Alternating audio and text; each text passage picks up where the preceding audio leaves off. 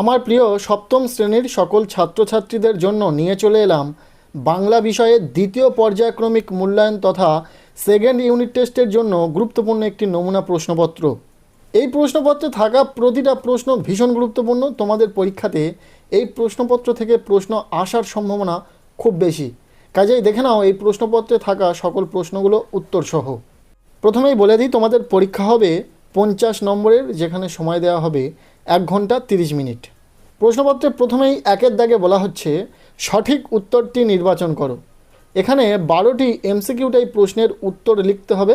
এই যে নির্বাচনধর্মী প্রশ্নগুলো রয়েছে, প্রতিটা প্রশ্নের মান 1 করে, টোটাল 12 নম্বর রয়েছে। প্রথম প্রশ্ন, ভাস্কো ডা গামা ছিলেন, উত্তর হবে পর্তুগিজ। এরপর দ্বিতীয় প্রশ্ন, নোট বই কবিতাটি লেখা, উত্তর হবে সুকুমার রায়ের। নেক্সট 3 নম্বর প্রশ্ন, মাউন্ট চেম্বারলিনের বরফ গলা জলে তৈরি হয়েছে, উত্তর হবে লেক স্লেভার। এরপর 1.4-এর প্রশ্ন, জোড়া দিঘির পাড়ে, উত্তর হবে তালের শাড়ি।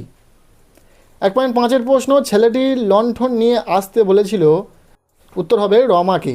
এখানে শুধুমাত্র আমি উত্তরগুলো বলে দিচ্ছি। এরপর 1.6-এর প্রশ্ন, হার্ভার্ড বিশ্ববিদ্যালয়ে অবস্থিত, উত্তর হবে আমেরিকায়। 1.7-এর প্রশ্ন, ইতিহাসেও তো কী লাগে, উত্তর হবে অঙ্ক। 1.8-এর প্রশ্ন, পৃথিবী যে নিজের কক্ষপথে সূর্যের চারিদিকে ঘোরে তা প্রথম বলেন, উত্তর হবে কোপারনিকাস। এরপর 1.9-এর প্রশ্ন, ড্যাশ আসবেন শুনে দাঁড়িয়ে গেলাম, উত্তর হবে নেতাজি। 1.10-এর প্রশ্ন, কাল থেকে মনে মোর লেগে আছে খটকা, খটকা কী নিয়ে, উত্তর হবে ঝোলা গুড় কিসে দেয়। এরপর 1.11-এর প্রশ্ন, কোন কাব্যগ্রন্থটি কামিনী রায়ের লেখা নয়, এখানে যেটা হবে উত্তর ছাড়পত্র। এরপর নির্বাচনধর্মী শেষ প্রশ্ন 1.12 প্রশ্ন, এখানে সকাল ঘোষিত হয়, উত্তর হবে পাখির গানে। এই ছিল 12টি নির্বাচনধর্মী প্রশ্ন। এরপর প্রশ্নপত্রের 2-এর দাগ বলা হচ্ছে নিচের প্রশ্নগুলির সংক্ষেপে উত্তর দাও। এখানে এসএকিউ টাইপ প্রশ্ন রয়েছে, 12টি প্রশ্নের উত্তর লিখতে হবে, 12 নম্বর রয়েছে। প্রথম প্রশ্ন, নোট বই কী ধরনের লেখাতে ভরা, উত্তর হবে নোট বই কিলবিল সব লেখাতে ভরা। দ্বিতীয় প্রশ্ন, কোথায় জনমত গড়ে ওঠে, উত্তর হবে সন্ধ্যায় বুড়ো বটতলায় জনমত গড়ে ওঠে। প্রশ্নগুলো ইম্পর্টেন্ট রয়েছে, খুব ভালো করে দেখে রাখো। এখানে আমরা যেহেতু উত্তরসহ প্রশ্নগুলো শেয়ার করছি, কাজেই উত্তরসহ তোমরা খুব ভালো করে প্রশ্নগুলি দেখে রাখো। এরপর প্রশ্নপত্রের 2.3-এর প্রশ্ন, কারক ও বিভক্তি নির্ণয় করো। নিজে নিজে আগাগোড়া লিখে গেছি আমিয়ে, এখানে আমির নিচে দাঁড়িয়ে রয়েছে, এটা হবে কর্তৃকারক শূন্য বিভক্তি। এরপর 2.4-এর প্রশ্ন, আটলান্টিস কি, উত্তর হবে আটলান্টিস হলো বরফাবৃত লেকের তলায় থাকা একটি বিলুপ্ত সভ্যতা। 2.5-এর প্রশ্ন, গোবি মরুভূমিতে ড্যাশ নামক এক হরিণ আছে, উত্তর হবে গ্যাজেলি। 2.6-এর প্রশ্ন, শব্দ কখন বিভক্তিযুক্ত হয়, উত্তর হবে শব্দ যখন বাক্যে ব্যবহৃত হয় তখন শব্দের সঙ্গে বিভক্তি যুক্ত হয়। 2.7-এর প্রশ্ন, পুরন্দর চৌধুরী দারুণ খুশি হয়ে উঠেছিলেন কেন, উত্তর হবে বিদেশে এসে একজন রক্তের সম্পর্কের আত্মীয়কে খুঁজে পেয়ে বিজ্ঞানী পুরন্দর চৌধুরী খুশি হয়েছিলেন। 2.8-এর প্রশ্ন, সেদিন গান গেয়েছিলেন কে, উত্তর হবে কাজী নজরুল ইসলাম সেদিন গান গেয়েছিলেন।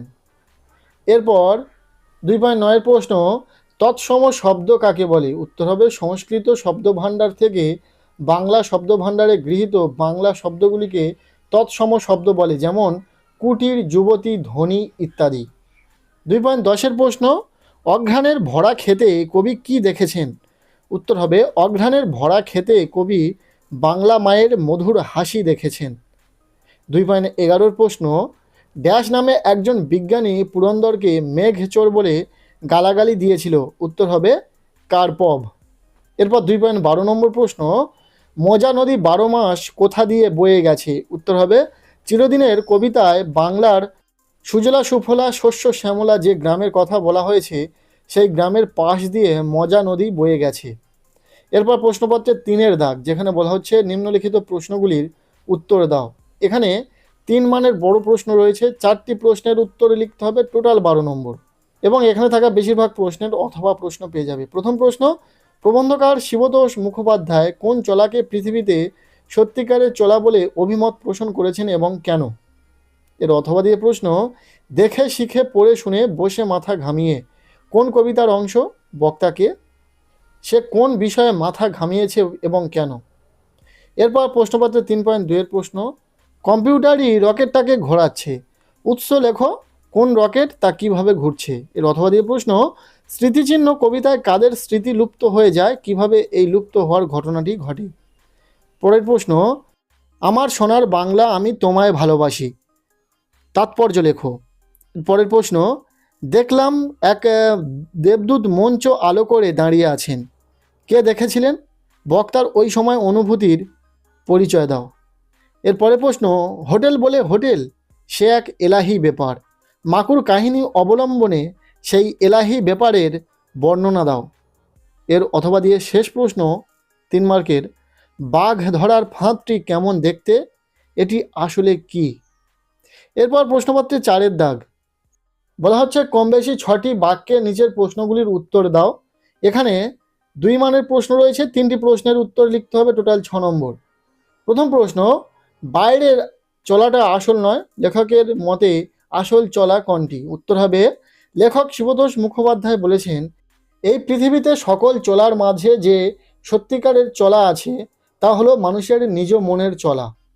এই চলা দুর্বার, এই দুর্বার চলার মধ্য দিয়েই মানুষ তার সামনের সমস্ত চরম বিপদ থেকে নিজেকে উদ্ধার করতে পারে, এমনকি শারীরিক প্রতিবন্ধকতা নিয়েও জয় করে সকল বাধা। তাই লেখক বলেছেন, মনের দৌড়ে মানুষ চ্যাম্পিয়ন।